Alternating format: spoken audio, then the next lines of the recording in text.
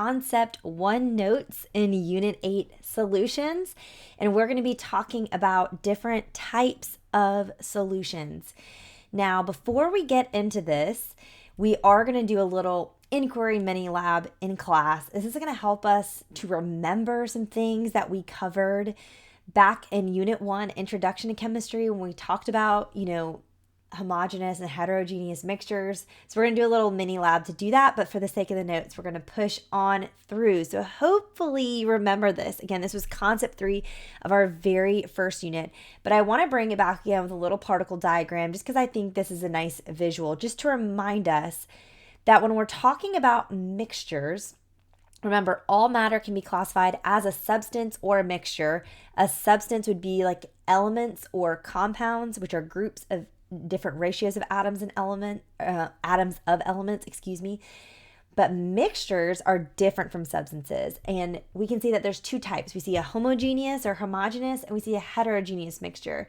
Homogeneous mixtures have a uniform distribution of particles. Look at this picture and see how the different components of it are uniform throughout, whereas in a heterogeneous mixture, it's uneven. It's a non-uniform distribution of particles. And so we're going to review the different kinds of heterogeneous mixtures first, and then the rest of this unit is going to be about homogeneous mixtures, specifically solutions. So heterogeneous mixtures, like I said, an uneven distribution throughout. That prefix hetero means different, okay? So it has a different distribution throughout. And there are several types of heterogeneous mixtures. One type is a suspension. This is a very obvious heterogeneous mixture. Think about muddy water or salad dressing, like Italian salad dressing that you have to shake before you pour it. Suspensions have particles in them that are so large that they settle out unless the mixture is constantly stirred or agitated. So I love this little diagram to kind of show how we get the different layers of the components of the mixture. It's very obviously uneven. Now, colloids are a different type of heterogeneous mixture, and they're a little bit trickier. They appear homogeneous when we first look at them, like paint. It looks homogeneous, but however, particles are in between the size of suspensions and solutions. So they're not quite as big as a suspension, but they are bigger than the particles that are evenly distributed throughout a solution or a homogeneous mixture. And one of the ways that we can identify colloids is by the Tyndall effect, which hopefully you saw in our little inquiry mini lab. This is an effect where light is scattered by colloidal particles dispersed in a transparent medium. So when you shine a light through a solution, you should not see it. It should not be visible. Whereas if you shine a light through a colloid, you should see it, okay? Because the light gets scattered by those larger particles that are in it. So that's something we see in colloids. Now, this is different from a homogeneous mixture. Like we said, homogeneous means an even distribution throughout. The prefix homo means same, so it has that uniform distribution throughout, which we see this even here, how it's all kind of equally mixed up in lemonade. Solutions are homogeneous mixtures. I know I have been using that word, so I should probably define it for you now. They're just homogeneous mixtures of 2 or more substances with that uniform dispersion throughout, or they're uniformly dispersed throughout. And because it has that same composition throughout, a solution has the same properties throughout, which is really, really important. And there are 2 parts to a solution. We say the solute and the solvent, which you can kind of see in this picture. The solute is the substance that's getting dissolved, and the solvent is the substance that is doing the dissolving, or some will say the dissolving medium. And together, when they're mixed together and they have that uniform distribution, we call them a solution. Now, I think the obvious way to think of a solution is like with the lemonade I showed you, and you have that lemonade powder, and that's the solute, and I put it in water, the solvent, and I mix it up and I get a solution of lemonade. But there are lots of different examples of solutions and ways that solutions can be made based on their states of matter, which we talked about in Unit 7. So you can dissolve a gas in a gas. Oxygen can be dissolved in nitrogen. You can dissolve a gas in a liquid. Soda is carbon dioxide dissolved in sugar water. You can dissolve a liquid in a liquid. Alcohol can be dissolved in water. And something we see with these liquids in liquid solutions is that they can be categorized as immiscible versus miscible. So immiscible is when liquids are not soluble to each other, so they don't dissolve really in each other well, and so they form these separate layers that we see here. So again, I'd have to really stir it to make this appear mixed, together. And then miscible is when liquids that do dissolve freely in one another in any proportion. That's what we see with alcohol and water. And then also the most standard solution is a solid in a liquid, like putting sugar in water or lemonade powder in water or, salt in water, any of those things. And then you can make a solution of solids. If you remember from Unit 4, our chemical bonds unit, in Concept 3, we talked about metallic bonds and we talked about making solutions of metals called alloys. So you can, melt them down and then mix them and then solidify them. So brass is a solution of zinc in copper. Okay, so that is a possible too. So I wanted to list these out just so you don't have your head stuck on just solid and liquid, which is what we'll be doing a lot of examples of this in class. But there are all these different types of solutions that can be made as well. Now, before we get any further, I just kind of want to organize all that information we just talked about because I really want to make sure you understand how a solution is different from these other types of mixtures before we then spend the rest of our, unit talking about solutions. So we're going to fill in this chart in your notes. So first, is a solution homogeneous or heterogeneous? Well, we know it's homogeneous. Colloids are heterogeneous and suspensions are a type of heterogeneous. So solutions are the unique ones here. In terms of the particle size of what makes them up, solutions have the smallest particles. Colloids are intermediate, they're somewhere in the middle, and then suspensions have the largest particles in them. Okay, do the particles settle out or not? In solutions, they don't. They should stay, pretty mixed up there. In colloids, they should not settle out, but in suspensions, we do see them settle out.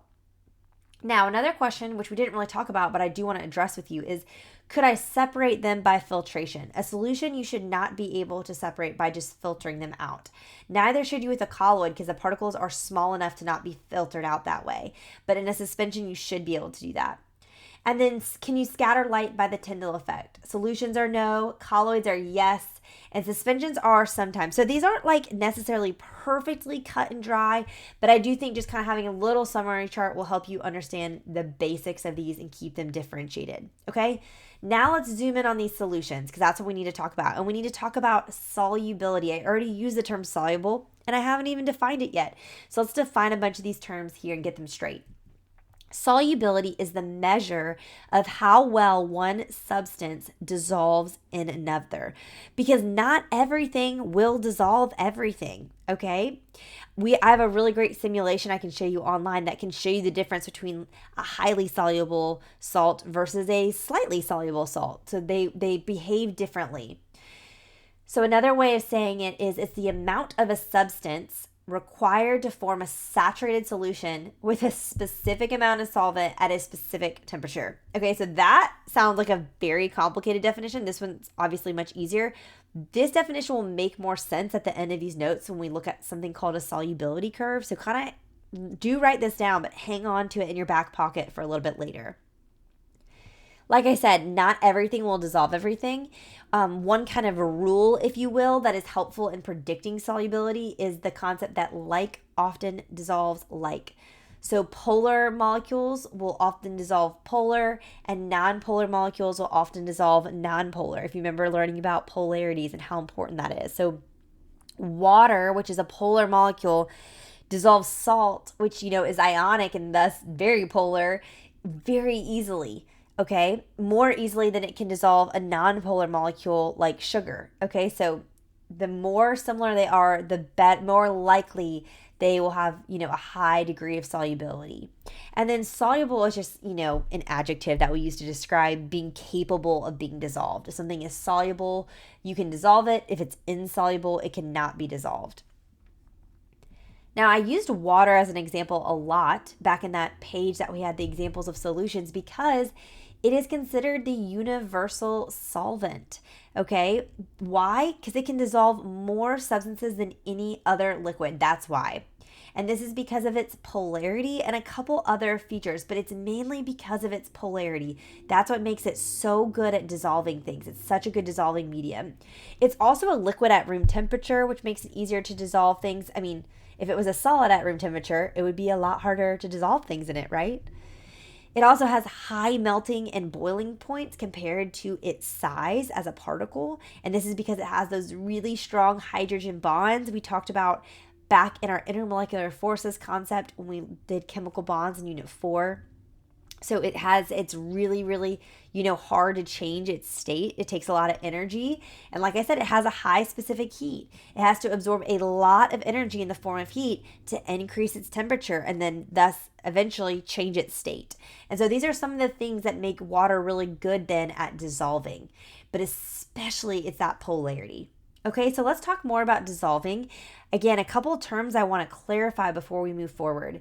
First, let's talk about what dissolving is. Dissolution. It's the process of dissolving and forming a solution. So when you're dissolving something and you make a solution out of it, what we see happen is the solute will separate either into ions or just individual molecules, and then each one is surrounded by molecules of solvent. Okay? Now, this is different. A more specific definition would be dissociation. Dissociation is specifically the dissolution of ionic substances, and what we see is how they separate into ions. So we see this only when we're dissolving ionic compounds. So covalent molecules like sugar, they do not dissociate when they dissolve. Ionic compounds will. And so we'll talk about this a little bit more in a minute, the differences, but think of dissociation this way. Remember, water is polar. The hydrogens in water have a more of a positive charge, and the oxygen in water has more of a negative charge because it has that greater electronegativity that's going to attract those electrons that it's sharing with hydrogen. Okay, now think about a salt like sodium chloride, NaCl. It forms ions. It's made of ions because it's an ionic compound. That sodium loses an electron to the chlorine. So chlorine has a negative charge, sodium has a positive charge within it. So what we see is we see an attractive force. We see the positive ends of water, the hydrogens in the water, attracted to the negative chlorine ions in the sodium chloride. And we see the negative oxygens in the water attract to the positive sodium ions in that sodium chloride salt. And that attractive force pulls the ions away from the crystal. Remember, ionic compounds create these crystalline structures, these crystal lattices where they're, sodium, chlorine, the ions are every other. They're in this really rigid, unique formation. The attractive force starts to pull those apart. Eventually, water molecules will surround each ion and they'll orient themselves. So around a sodium ion that has a positive charge, the water molecules that surround it would be oriented so that the negative oxygens are all facing it. And then when we look at a chlorine ion that has a negative charge, it's an anion. When we see the water surrounding it, it would be the hydrogens in the water that would have the positive charge in that polarity that are going to be facing it.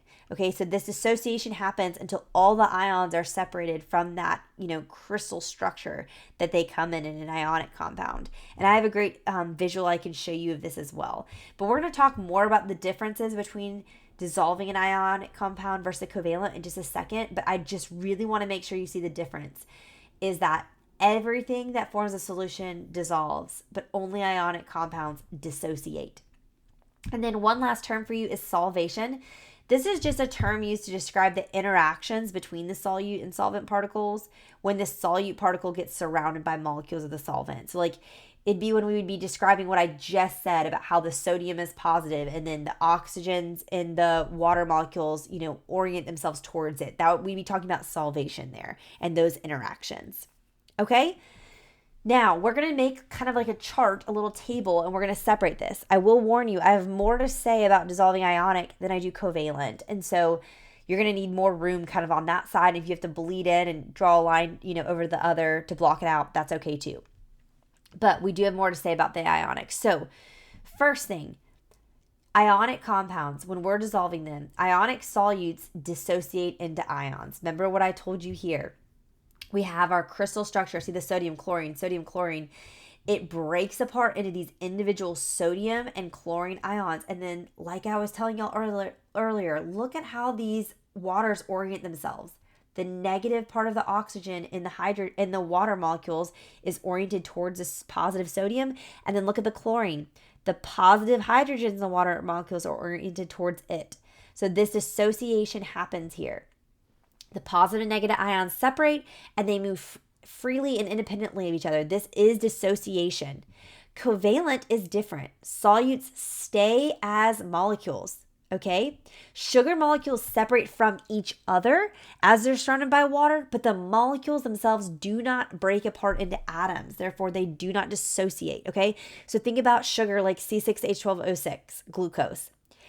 Each individual C6H12O6 molecule will separate from another C6H12O6 molecule, but the carbons, the hydrogens, those oxygens, they stay together as C6H12O6. They do not dissociate from each other. That's a really important distinction. Okay, another difference. Well, this one's actually really more of a similarity on this side. Ions become hydrated because they each become surrounded by water molecules that are attracted to them. So then this is another close-up of what I was talking about before with how they orient themselves. But we call this the ions being hydrated when each ion is surrounded by water molecules. This happens in covalent too. The molecules become hydrated. Each glucose would be surrounded by water molecules. Okay, so we would still say that it's hydrated. But I needed a little bit more room on the ionic side here. A unique term for ionic substances is called hydrates. This is when ionic substances form crystals with water molecules, and they actually have a unique format for how to write them. So if we were looking at copper 2 sulfate, creating a hydrate with water, it would be written this way. I'm not getting into this notation with you guys at all, okay? If you're a student from another teacher's class, you might be covering this in more detail. I want you to see this because it might show up in your textbook or some other resources. So you've seen this, but we're not going to get into this in detail, but I did want you to be familiar with that term. Okay. Another difference. Ionic substances, when dissolved, can conduct electricity. And we say that these are electrolytes. An electrolyte is an ionic substance that dissolves in water to make a solution that can conduct an electric current. So an example would be sodium chloride. When it dissolves in water, it creates electrolytes. Okay, it can conduct electricity. Covalent cannot do that. So we would say that they are non-electrolytes. A substance that dissolves in water, creating a solution that cannot conduct electric current would be a non-electrolyte. Okay, example would be sugar. And then lastly, a few more things about this for ionic.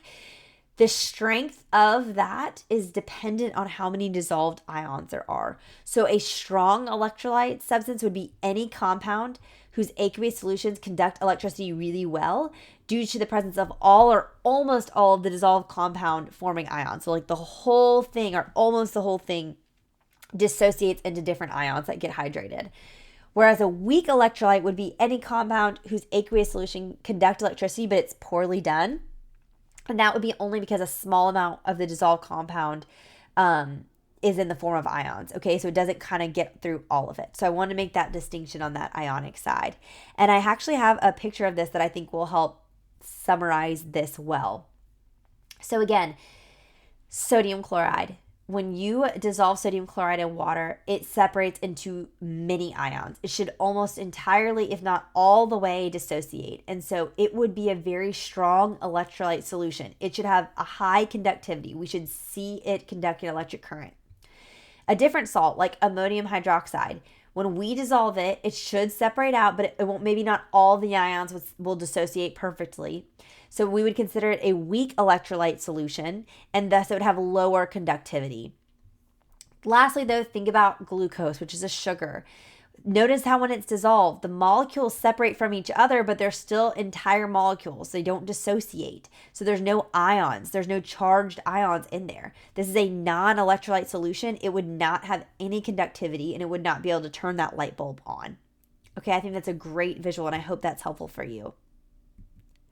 Okay, now in class, we're going to do some lab stations because that was a lot of notes and talk more about solubility and explore some factors that affect it.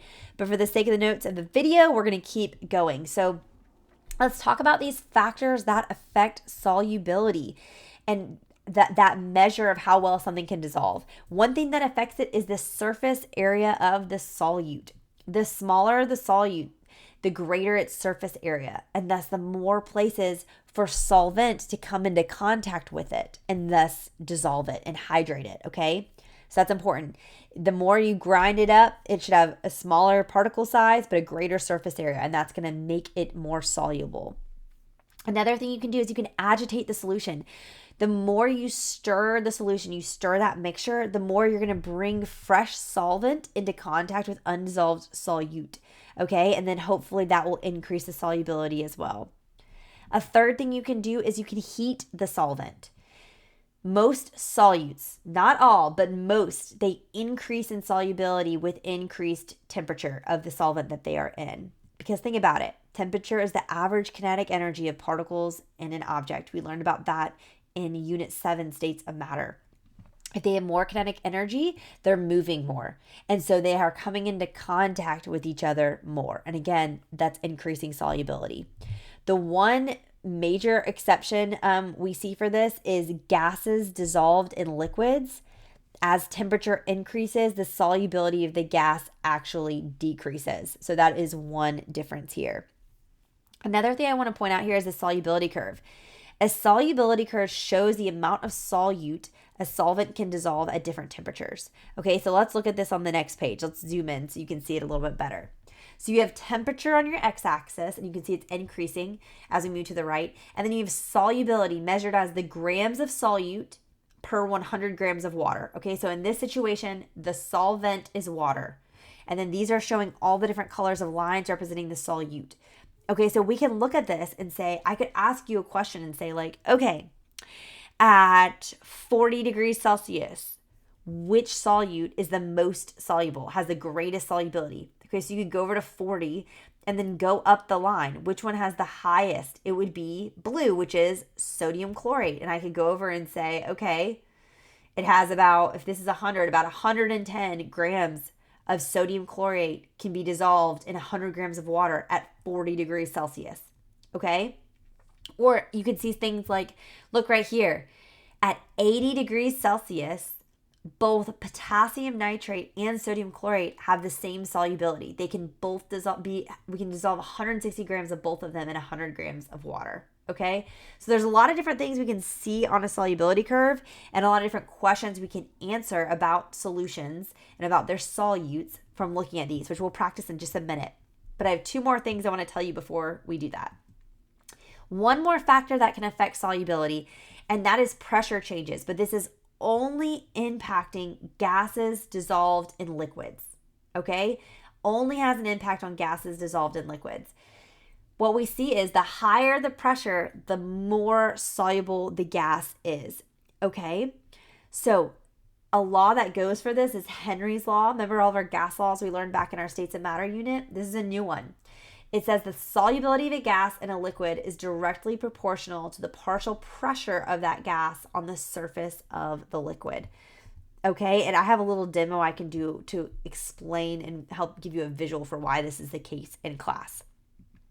Okay, very last thing I want to talk about before we'll dive in a little bit more on those solubility curves is types of solutions based on saturation.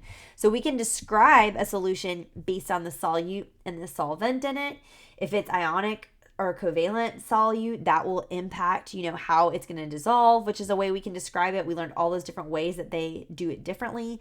We can say it's an electrolyte versus a non-electrolyte solution. We can say it's highly soluble versus not highly soluble. Okay, but we can also type a solution by its saturation. So there's 3 different ways we do this. We could say it is saturated. A saturated solution has the maximum amount of dissolved solute that it can hold at a given temperature. Okay, so I put in as much solute as it can take at that temperature. A supersaturated solution is a solution with more solute in it than it can actually hold. Okay, it's above its max capacity. If a solution is supersaturated, if you keep adding solute, that solute is just going to kind of pile up at the bottom because it cannot dissolve anymore. Okay, there's no more solvent to bring around and hydrate those molecules or hydrate those ions. Okay, an unsaturated solution is the opposite end. It's a solution that has less dissolved solute than the saturated solution at the same conditions. It's below its max capacity at that temperature, and thus you could still add more to it and dissolve more. So if we go back to that solubility curve, let's see if I can get back there, or if it's not going to want to. Oops. Okay, if we go back to the solubility curve, let's look at, let's look right here at potassium bromide. Okay, so at 60 degrees Celsius, it can hold about 80 grams of it can be dissolved in 100 grams of water. Okay, so we would say that it is a saturated, potassium bromide is a saturated solution at 80 grams of it and 100 grams of water at 60 degrees Celsius. If it is 60 degrees Celsius, if that water is 60 degrees Celsius and you put in 100 grams of potassium bromide, then it's going to be a super saturated solution. If that water is 60 degrees Celsius and you put in 40 grams of potassium bromide, it would be an unsaturated solution. It can still hold more. Okay, does that make sense? And the reason we keep saying in those definitions at a given temperature is because those numbers change at different temperatures. Look at 100 degrees Celsius. At 100 degrees Celsius, potassium bromide, the saturation level is 100 grams of potassium bromide in 100 grams of water. So you could put in 120 to make super saturated. 40 still very unsaturated, okay? So that's kind of what I wanted to just point out there with that solubility curve. And now we're going to do a little practice with it, okay? Where you're going to look at a solubility curve and answer some questions about it in your packet. So I hope this helps.